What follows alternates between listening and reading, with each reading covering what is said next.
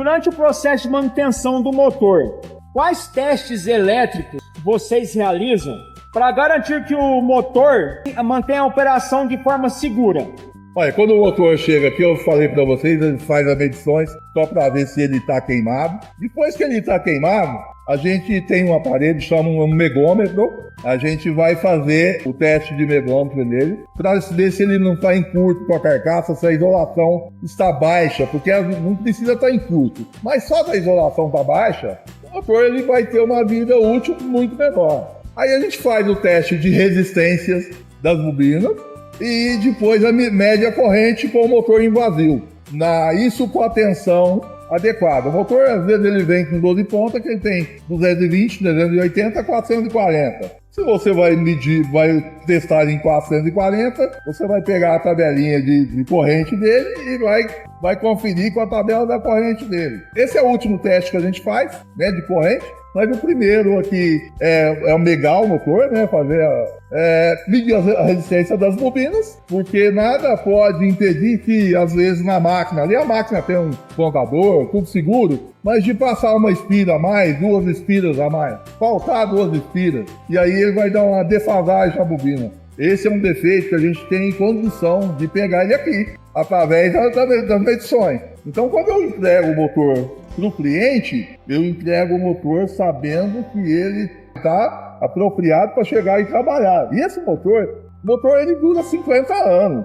O motor ele não queima de graça, ele queima só por uma sobrecarga, uma falta de fase, uma situação crítica onde ele trabalha, umidade, poeira, óleo, esse tipo de coisa. Mas o motor, se ele trabalhar direitinho, com equipamento de segurança, com os relés certinho, se ele tiver projetado certo para carga também, né, que ele vai tocar. Projetado para carga. É um motor que dura, ele tem prazo de validade infinito.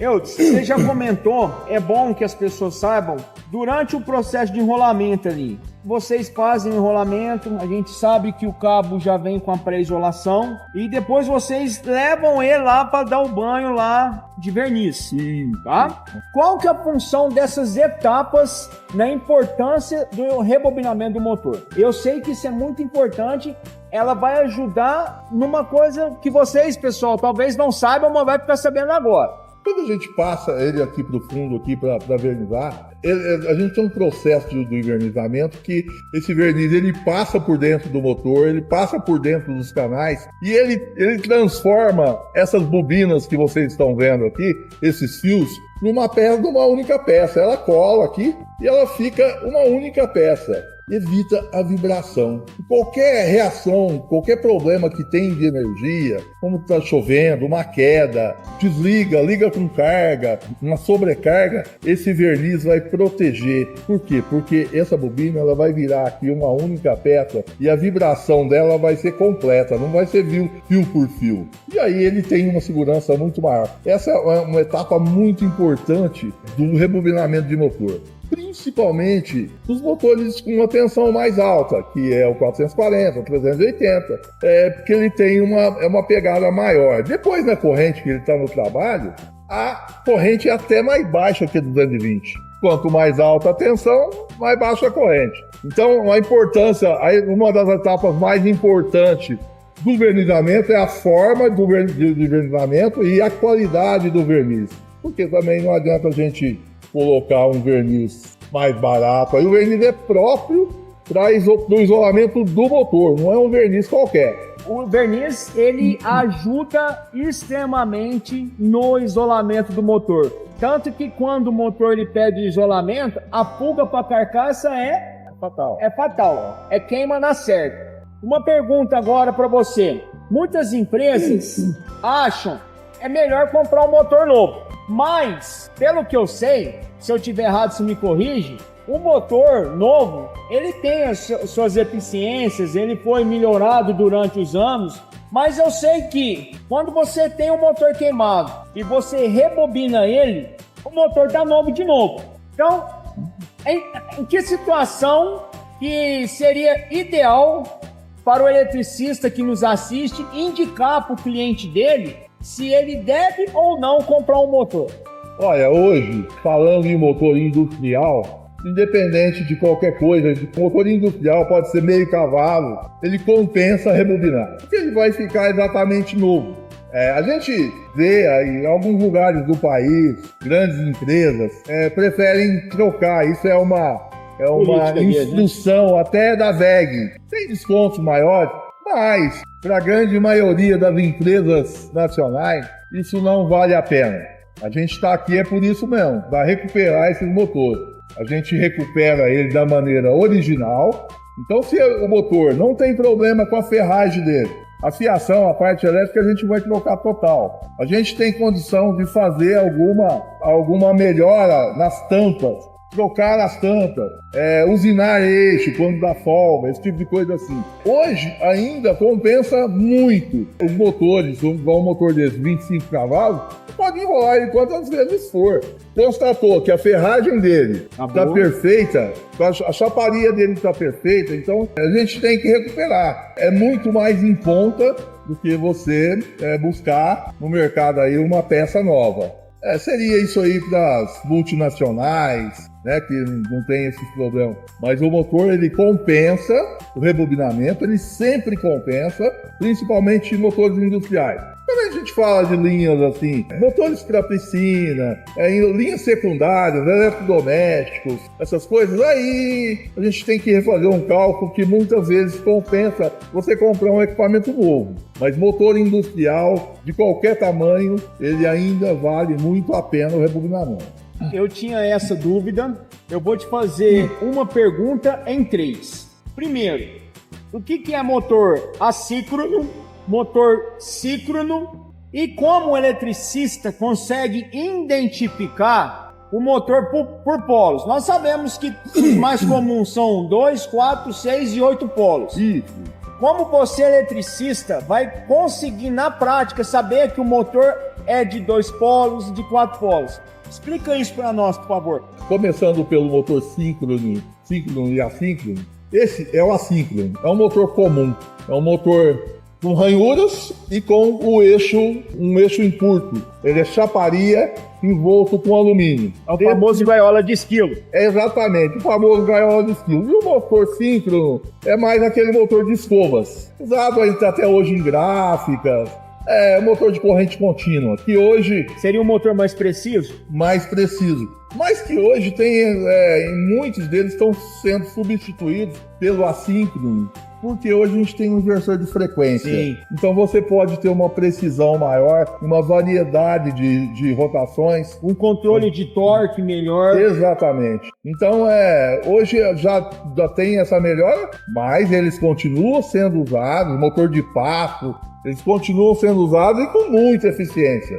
Muita eficiência e precisão também. Como que ele vai identificar o motor pelos polos? Olha, o eletricista, ele teria que ser mesmo pela placa do motor. Quando a gente tem um motor aberto, assim, pelo passo aqui, ó, a gente consegue identificá-lo. Pelo passo das bobinas. Então a gente vai conseguir identificar o 2 polos, que é 3.500 RPM. Isso é importante, presta atenção, pessoal. Pela RPM você também consegue identificar ele pelos polos, em alguns casos, certo? Isso, se você tiver alguns casos. Se você tiver um medidor de RPM, também facilita se não tiver a placa. De 2 polos, 3.500 RPM, 4 polos, 1.800 RPM, 6 polos, 1.100 RPM e 8 polos, 900 RPM. A gente tem alguma coisa mais baixa do que isso e alguma coisa mais alta do que isso. Porém, hoje, são motores especiais. Por a gente ter hoje a facilidade do inversor de frequência e baixar a rotação dos motores e aumentar também, então você pode fazer isso com um inversor de frequência. Você pode baixar, por exemplo, você tem um motor de 8 polos lá, que seria 900 RPM, você vai colocar só 700, você vai ter condições de baixar com um inversor de frequência. Você quer aumentar um pouco, variar, você vai ter essa oportunidade. Muito bem, então pessoal, é igual o Eudes falou, se você tem dúvida, o Eudes deixou bem claro para vocês. 2 polos, 3.500, 4 polos, 1.800, 6 polos, 1.100, né? Exatamente. E 8 polos, 900 RPM. Na prática, veja bem, na prática, para nós eletricistas, isso ajuda demais. Demais a conta. E tem muita gente que talvez fica perdido, né, sobre esse assunto. Mas, Eudes, vamos lá. Vou te fazer uma pergunta que eu quero que agora nós vamos falar sobre a experiência sua. E de todos vocês aqui, eu sei que vocês são experts no que vocês fazem.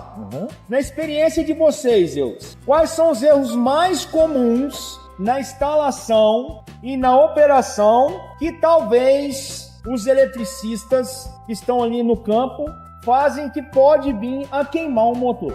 Olha, às vezes o eletricista ele traz um motor, ou o empresário traz um motor que queimou. Esse motor não queimou à toa. Ele teve algum motivo para queimar. Então, quando você sabe o motivo, vamos lá corrigir. Se não sabe, a gente tem que procurar. Por exemplo, você chega lá com um motor desse e fala assim, bom, funcionou a vida inteira, vou colocar aqui. E coloca, ele vai funcionar. Mas, de repente, o contator que aciona esse motor, ele está com os contatos gastos, já derretidos. Então, ele está passando ali a corrente, passando a tensão, mas daqui a pouquinho ele vai dar esse problema novamente. Como ele queimou, ele pode funcionar hoje, mais 2 dias, 3 dias, 4 dias, e pode dar esse problema. Então, toda vez que a gente vai substituir, colocar um motor que foi rebobinado e que ele queimou por uma falta de fase, por exemplo, é uma das causas mais comuns. Na hora que o pessoal traz aqui, eles falam muitos deles falam assim, por que esse motor queimou? E aí a gente explicou, foi falta de fase. Então você tem que chegar lá, você não vai poder ignorar esse negócio. Você tem que chegar lá e ver por quê. Bom, aconteceu a falta de fase porque caiu o fusível da companhia. Muito bem, tá tudo certo. Vamos colocar o motor, testar a corrente dele e ele vai funcionar normalmente. Não, mas estava tudo certinho a energia. Não deu problema nenhum, não rebentou um cabo. Por que esse motor queimou? Tem algum problema no acionamento dele. Mesmo que ele não apresente esse adicionamento, o Thiago está aqui, trabalha nas empresas aí há muitos anos, bom, eu levo um motor lá para ele vai colocar e ele sabe, esse motor aqui deu um problema, eu vou verificar, porque se eu queimo esse motor de novo, como é que eu vou justificar isso pro empresário, pro patrão? É sempre obrigatório, né? Tirou o motor, se você não sabe por que ele queimou, você tem que descobrir. Foi porque jogou água nele? Tudo certo, já sei. Foi porque deu uma sobrecarga? Tudo bem. Mas não, eu não sei. E você vai lá, põe ele funcionando novamente, vamos procurar porque tem defeito, não foi à toa. Tempo atrás, Neilson, nós estávamos fazendo manutenção numa empresa.